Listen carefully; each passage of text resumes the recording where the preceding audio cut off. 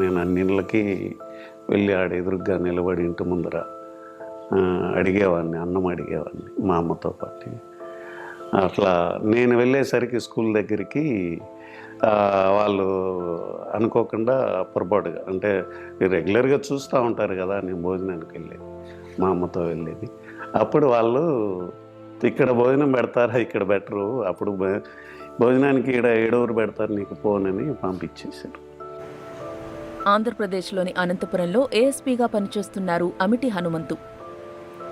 భిక్షాటన చేసి చదువుకుని ఈ స్థాయికి వచ్చానని పిల్లలకు చెబుతున్న ఆయన వీడియో వైరల్ అయింది. చిన్నప్పుడు తిండి కోసం, చదువు కోసం ఎంత కష్టపడ్డారో వివరించారు హనుమంతు. కూలి పని ఉంటేనే జరుగుతుందండి భోజనానికి. కూలి పని లేదంటే మాకు ఇంకా భోజనానికి కష్టమైపోతుంది. మా అమ్మగారు చుట్టుపక్కల గ్రామాలకు వెళ్ళి తెచ్చేవాళ్ళు. పండగలప్పుడు, పెళ్ళిళ్ళప్పుడు 10 మంది కలిసి, అందరూ కలిసి మా యొక్క పక్క గ్రామంలో కిరణ్ కుమార్ రెడ్డి వాళ్ళ ఊరు, ఎక్స్-సీఎం, వాళ్ళ కుటుంబ సభ్యులంతా అక్కడే ఉంటారు. వాళ్ళు పండగ రోజుల్లో, పెళ్ళిళ్ళు, ఏదైనా జాతర ఇట్లాంటివన్నిటికీ అది మా ఆచారం. అట్లా పోయి వాళ్ళ ఇండ్ల ముందర లైన్గా మేము 10 మంది కూర్చుంటే వాళ్ళు వచ్చిన వాళ్ళకందరికీ ప్లేట్లో భోజనం పెట్టేవాళ్ళు. చదువు మీద హనుమంతుకున్న ఇష్టాన్ని గమనించిన తల్లి కృష్ణమ్మ ఆయన్ను బడికి పంపించారు. అంటే మేము గ్రామానికి వెళ్ళాం, భోజనం అడుక్కున్న భోజనం అది తీసుకొని వచ్చి రిటర్న్లో ఒక చెట్టు కింద కూర్చొని భోంచేస్తున్నాను ఇద్దరం కలిసి. అప్పుడు ఆ పిల్లలు అటు వెళ్తున్నారు, వాళ్ళని చూస్తూ ఉన్నానంట. నువ్వు కూడా వెళ్ళి చదువుకుంటావా అని, అంటే భోజనం తింటా వాళ్ళనే చూశానంట. అప్పుడు దాంట్లో ఉన్న ఇంట్రెస్ట్ మా అమ్మగారు కనిపెట్టారు. స్కూల్లో చేరదామని వెళితే అడుక్కోవడానికి వచ్చారేమోనని తనను బయటకు పంపించేశారని ఆనాటి జ్ఞాపకాలు గుర్తు చేసుకున్నారు ఏఎస్పీ హనుమంతు. నేను అన్నిళ్ళకి వెళ్ళి ఆడ ఎదురుగ్గా నిలబడి ఇంటి ముందర అడిగేవాడిని, అన్నం అడిగేవాడిని మా అమ్మతో పాటు. అట్లా నేను వెళ్ళేసరికి స్కూల్ దగ్గరికి వాళ్ళు అనుకోకుండా పొరపాటుగా, అంటే రెగ్యులర్గా చూస్తూ ఉంటారు కదా నేను భోజనానికి వెళ్ళేది, మా అమ్మతో వెళ్ళేది. అప్పుడు వాళ్ళు భోజనానికి ఇక్కడ ఏడవరు పెడతారు నీకు పోనని పంపించేశారు. పంపించేస్తే మనం రొటీన్గా ఇట్లా అనుకో ఉంటారు, వాళ్ళు అన్నం అడగడానికి వచ్చినారని అనుకో ఉంటారు. మళ్ళీ వెళ్దూలే, రేపు వెళ్దాంలేనని మా అమ్మగారు పక్కన ఒక పలక తీసుకొని వేరే వాళ్ళని మళ్ళా తీసుకుపోయి పలక చేతిలో పెట్టించి నిలబెట్టించు. అక్కడ నా లైఫ్ ఇంకా టర్న్ అవ్వడం స్టార్ట్ అయింది.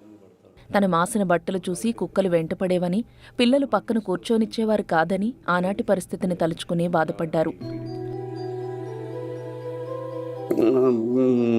అంటే ఎవరికైనా ఉంటుంది మాసిన బట్టలు. పక్కన ఇప్పటి వరకు అడుక్కుంటూ ఉండేవాడు, మన ఇంట్లోకి వచ్చి ఇప్పుడు పక్కన కూర్చున్నానని ఫీలింగ్ వాళ్ళకు కూడా తెలియకుండా, అంటే వాళ్ళకు చిన్నపిల్లలు కదా, కానీ ఈ ఫీలింగ్ అయితే ఎక్స్ప్రెస్ చేశారు. నన్ను కొన్నాళ్ళ పాటు నన్ను పక్కన కూర్చోబెట్టుకుని లేదు. మెల్లగా టీచర్ లేనప్పుడు వెనక్కి వెళ్ళి దూరంగా వెళ్ళి కూర్చోమనని బెదిరించేవాళ్ళు. బెదిరిస్తే అట్లా జరిగింది. అది టీచర్ గమనించి రిపీటెడ్గా జరుగుతూ ఉంటే గట్టిగా మందలించి అట్లా చేయొద్దండి, తప్పదేది కూర్చోబెడితే మెల్లగా కొన్నాళ్ళకి నువ్వు మంచి బట్టలు వేసుకొని వస్తే కదా అని ఆయన కూడా కొన్ని బట్టలు తెప్పించి ఈ బట్టలు వేసుకుంటారు. అప్పుడు ఇట్లా ఉంది అని చెప్పినని మా అమ్మగారు కూడా వేరే చోట బట్టలు తీసుకొని వచ్చి అప్పుడు వాళ్ళు బట్టలు కూడా అడుక్కొని వచ్చి తెచ్చుకున్నట్టు అలా స్టార్ట్ అయిందండి మా విషయం. అన్నమయ్య జిల్లా కలికిరి మండలం తెళ్లగుట్టపల్లి అమిటి హనుమంతు సొంతూరు. తండ్రి రామయ్య, తల్లి కృష్ణమ్మ. వారి 4 సంతానంలో హనుమంతు ఒకరు. ఒక వయసు వచ్చాక భిక్షాటన చేయడం అవమానంగా అనిపించి పనులు చేయడం నేర్చుకున్నానని హనుమంతు చెప్పారు. కొంచెం వయసు పెరిగినాక బేకింగ్ అనేది కొంచెం ఇన్సల్ట్గా అనిపించింది. ఇంకా కష్టపడి పని చేద్దామని చెప్పి పని చేయమని అనేసి పనిని నేర్చుకోండి అని మా నాన్నగారు పని నేర్పించారు. కూలికి వెళ్తే మేము చిన్నపిల్లలం కదా, మాకు కూలి ఇవ్వరు, పెద్దవాళ్ళకే కూలి ఇస్తారు, చిన్నపిల్లలకు కూలి ఇవ్వరని ఆయన ఒక వర్క్ని కాంట్రాక్ట్ చేసి తీసుకొని వస్తాడు. ఈయనే కాంట్రాక్టర్ కాబట్టి, అంటే వరి కొయ్యడం, వేరుశనక్కాయ పంటలు ఇవ్వడం, చెట్లు ఆకు కొట్టడం, మడి తొక్కించడము, బురద మన్ను ట్రాక్టర్లతో తొక్కిస్తారు కదా, అట్లా ఆ ఆకును కొట్టించి అదంతా వేసి తొక్కాలి. ఇట్లా చిన్న చిన్న వర్క్స్ కాంట్రాక్ట్ తీసుకొచ్చి మమ్మల్ని దాంట్లోకి మేము చేసేవాళ్ళం కలిసి. మేము ఎట్లా చేస్తుంటే ఖోఖో గేమ్ లాగా హాఫ్ డే మా అన్నగారికి స్కూల్ ఉండేది, హై స్కూల్లో. హాఫ్ డే మాకు ఉండదు స్కూలు. కొంతమంది ఒక section of people half day, ఒక section of people half day అట్లా ఉండేది. అంటే సంఖ్య సరిపోక మేమిద్దరం మార్నింగ్ కూలికి వెళ్తే, మా అన్నగారు స్కూల్కి వెళ్తే ఆయన స్కూల్ నుంచి వచ్చి మాకు రిలీఫ్ ఇస్తాడు. అప్పుడు మేము స్కూల్కి వెళ్ళేది. చిన్నప్పుడు ఒక చేయితో తలపై ఉన్న కట్టెల మోపు, మరో చేయితో పుస్తకాలు పట్టుకుని వీధుల్లో నడిచెళ్లిన విషయాన్ని ఆయన గుర్తు చేసుకున్నారు. అర్లీ మార్నింగ్ 3 o'clock లేచి అడవికి వెళ్ళి కట్టెలు తీసుకొచ్చి ఇంటి దగ్గర మళ్ళీ అంత భోజనం తినేసి ఆ కట్టెలు తీసుకుపోయి ఒక చేతిలో పుస్తకాలు, ఒక చేతిలో నెత్తిన తలపైన కట్టెలు పెట్టుకొని పుస్తకాలు పెట్టి చేతిలో పట్టుకొని కట్టెలు అమ్ముతుంటే గ్రామస్తులు చూసి ఆశ్చర్యపోయేవాళ్ళు ఆ రోజుల్లోనే. వాడికి చూడు చదువు అంటే అంత ఇష్టము అని. కొంతమంది ప్రేమ కలిగిన వాళ్ళు, వాడు చూడు కుర్రాడు చేతిలో పుస్తకాలు, నేను గట్లు స్కూల్కి వెళ్తున్నానని 10 రూపాయలు అంటే 10 రూపాయలు ఇచ్చేస్తారు మాట్లాడకుండా. అట్లా నెలలో కనీసం 300-400 రూపాయలు ఆ రోజుల్లో చాలా పెద్ద అమౌంట్. ఏ రోజైతే నేను స్కూల్కి వెళ్ళనో పని కోసము, ఏదైనా పెళ్ళి మంచి ఫంక్షన్ అనుకోండి, ఆ రోజు స్కూల్కి వెళ్ళను, ఫంక్షన్కి వెళ్ళిపోయి ఆ రోజంతా ఆడ పని చేసి తీసుకుంటాం. స్కూల్లో ఏం జరిగింది, లెసన్స్ ఏం జరిగినాయని ఇంటికి రాగానే మా ఊరు వాళ్ళు ఎవరో ఒకరు ఉంటారు కదా, వాళ్ళని వెళ్ళి అడుగుతాను నేను, ఈరోజు ఏం జరిగింది లెసన్. ఆ పెండింగ్ వర్క్ ఆ మరుసటి రోజు కంప్లీట్ చేస్తాను. టీచర్స్ కూడా ఫస్ట్లో తెలీదు. ఒక టీచరు నేను కట్టెలు అమ్ముతున్నానని తెలిసి ఆయన చెల్లించిపోయాడు. అట్లనే ఆ కళ్ళల్లో నీళ్ళు పెట్టుకున్నాడు కూడా. నీళ్ళు పెట్టుకుని అంటే నన్ను 1-2 సార్లు కొట్టాడు, స్కూల్కి రాలేదు. పాత పుస్తకాలు తెచ్చుకుని వాటితో చదువుకున్నట్లు చెప్పారు. నా పుస్తకాలు నేనే తీసుకున్నా. సెకండ్ హ్యాండ్ బుక్లు ఎలా తీసుకునేవాడిని అంటే, నా సీనియర్ క్లాస్ ఉంటారు చూడండి, వాళ్ళ ఇంటికి వెళ్ళి ముందుగానే వెళ్ళి పని చేసేవాడిని. అంటే అప్పుడు 5-6 ఏళ్ళ వరకు బుక్స్ మారేటివి కాదు కదా, ఇప్పట్లాగా మెటీరియల్ కాలేజీకి ఒక రకమైన మెటీరియల్ ఉండేది కదా, ఒకటే మెటీరియల్. అప్పుడు 8th క్లాస్ వాళ్ళు అనుకోండి, నేను 7th క్లాస్ అయితే వాళ్ళ ఇంటికి వెళ్ళి పని చేసేవాడిని. పని చేసి మాకు ఆ బుక్స్ కావాలని పెట్టుకునేవాడిని. చిన్నప్పుడు కర్మకాండలకు వెళ్లి సమాధులు తవ్వేవాడినని చెప్పారు ఏఎస్పీ హనుమంతు. ఎక్కువ భోజనం పెడతారని, పెళ్లిళ్లలో పనిచేశానని అన్నారు. నేను కూడా హాస్టల్లో ఉంటే ఈ డబ్బులు చాలా కుటుంబానికి చాలా అవసరమని, నాకు నేను కట్టెలమ్మి కుటుంబాన్ని సపోర్ట్గా ఉండాలని అనిపించింది. నేను ఆ వృత్తి కంటిన్యూ చేశాను. ఇంకా పెళ్ళిళ్ళకు వెళ్ళడం, కర్మకాండలు, ఏ ఫంక్షన్ అన్నా కానీ, లేడీస్కి ఫంక్షన్ చేస్తారు, ఆ ఫంక్షన్కి వెళ్తాను.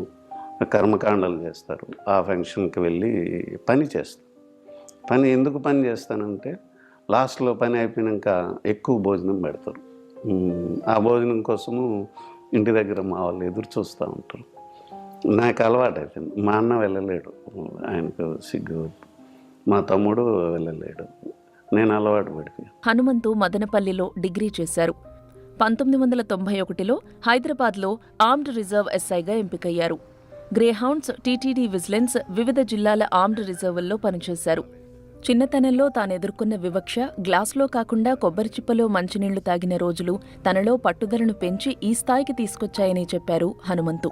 నేను చెట్లు, వరి వేరుశనక్కాయ పంటల్ని 1 ఎకరాన్ని కాంట్రాక్ట్ తీసుకున్నా. నేను ఒక్కనే ఆ చెట్లు విడిపించేయాలి, లాగేసి కుప్పేసుకుంటూ పోవాలి.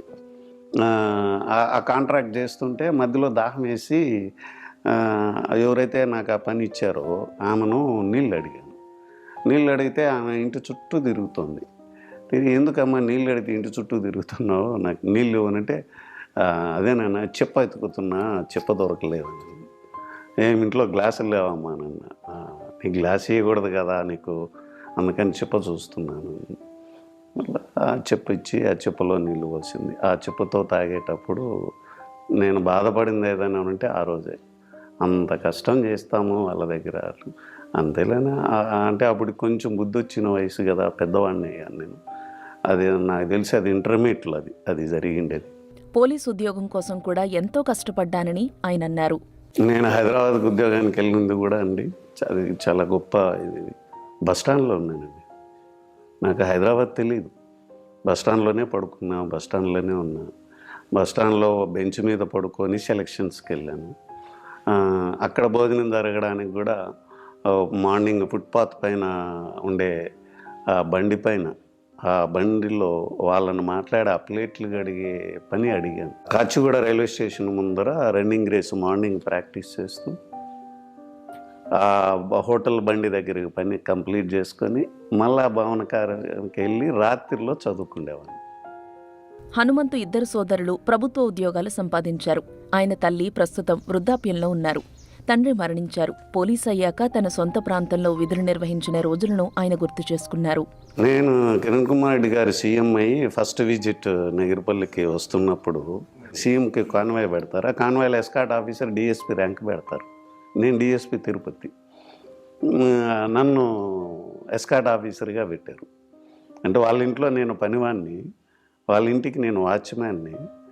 ఒకప్పుడు వాచ్మ్యాను, ఇప్పుడు ఆయనకి సెక్యూరిటీ ఆఫీసర్గా వస్తున్నాడని ఆయనది ఫస్ట్ విజిట్కి నేనే సెక్యూరిటీ ఆఫీసర్గా వెళ్ళడం గ్రామంలో ఒక పెద్ద టాపిక్ అయిపోయింది.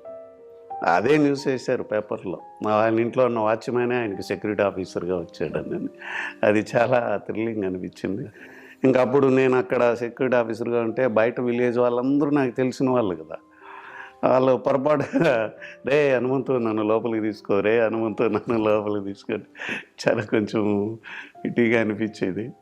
తన కథ విని కొందరు విద్యార్థులైనా స్ఫూర్తి పొందితే చాలు అంటున్నారు హనుమంతు.